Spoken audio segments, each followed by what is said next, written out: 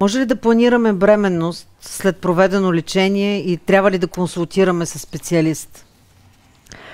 Доктор Гаврилов? За мен лично това е също въпрос, който е много дискутабилен. За съжаление няма категорични препоръки в цял свят, но има консенсусни такива. Какво означава консенсусни? Събрали са се специалисти от високи позиции в Европа и в Щатите, които са коментирали тези въпроси. Тяхните практика и са излезнали с някакви препоръки. Началните стадии, което е първи А, Б, втори А, са с така ниско рискови. При тях би могло, разбира се, да се мисли в посока репродукция с съответното изчакване на един гратисен период от 1-2 години според стадия. Втори Б, С и трети стадии след провеждане на своето лечение вече трябва да сме внимателни. Втори Б и С стадии след едно така разумен срок на проследяване, не искам в момента да се ангажирам с срокове, защото това би прието веднага като постулат, а е важно да знаем, че всеки случай е индивидуален и е хубаво да познаваме пациента преди да направим такъв съвет преди да дадем. Трети стадии след провеждане на лечение си е трети стадии, там трябва да се изчака малко повече време, но по-важното е, че трябва да планираме репродуктивно съхраняване при всеки, който е в млада детеродна възраст, независимо от пола, преди да е започната адювантна терапия. На езика на пациентите.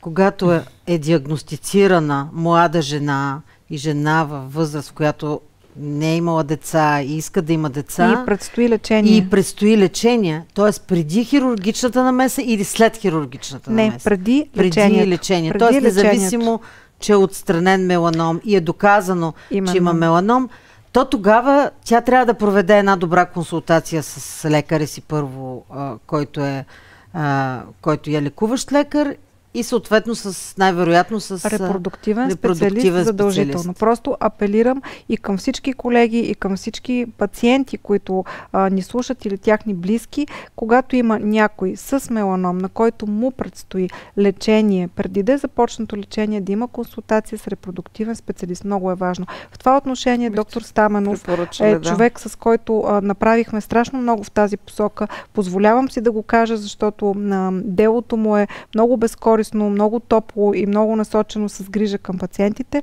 Създадоха сайта запази.me, в който има репродуктивна консултация за всяка една онкологична локализация и специалисти, които отговарят за това. Ако една дама или един мъж с поставената диагноза, с предстоящо лечение желае да получи такава, да се обсъдят възможностите, вариантите, как да стане щадящо, трябва просто да подаде запитване и това е безплатно за пациентите. Тази консултация е подарък и грижа. Означава ли това, че при мъж това означава съхранение на материал? Тоест някъде, където се съхранява сперматозоиди за последваща инвитро, да се направи процедура. И съответно за жената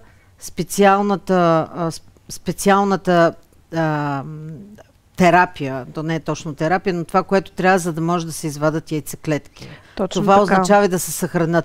Има ли, тук ще задам въпроса, това най-вероятно става с лекаря-онколог също съвместно. Има ли някаква, преди започването на терапията, има ли някакъв риск хормоналната терапия и всичко за пациента с меланом? Именно за това се включва репродуктивния специалист, когато го прави на човек с съответните познания и мисъл за онкологичното заболяване, избира подходящата терапия, с която в много кратък срок, за да не ощетяваме пациента за започване на неговото лечение и със съответно много кратък протокол за стимулация. Това са специално избрани хормонални средства, с които дамата да може да продуцира на максимален брой яйцеклетки за малко време, се справи това съхраняване.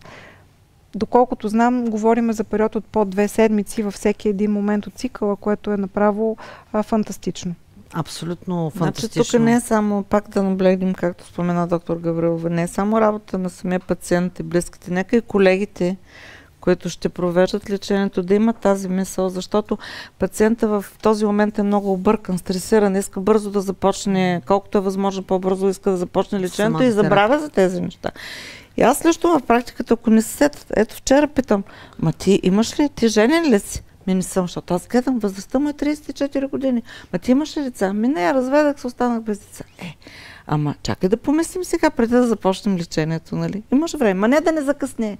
Няма да закъснееш, нали? Ние ще менажираме нещата така бързо, че ти хем да си влезеш в срока на лечението, хем да остави нещо, което трябва да бъде това, което се казва Значи, действително, нека и колегите, всички колеги онколози, хирурзи да мислят на тая тема. И затова и когато отговаряте сега на въпросите за всички пациенти и тези, които ще гледат по-нататък предаването, е важно да знаят това, че трябва първо да се мисли и за това какви са последствията и наистина, че понякога не е въпрос на 2 седмици. Т.е. 2 седмици могат да бъдат отделени, така че да има репродуктивност по-нататък. Ние говорим за адювантно, нали? Това се разбрахме профилактично лечение, което даже имаме, нали, срок до 3 месеца, не напразно е казвам, до 12 седмици може да се започне адювантното лечение. Това са резултатите на клиничните изпитвания, които са дали най-вероятно има случаи, в които меланома, доктор Шаламанова, се открива и в по-късен етап при млади пациенти и може би тогава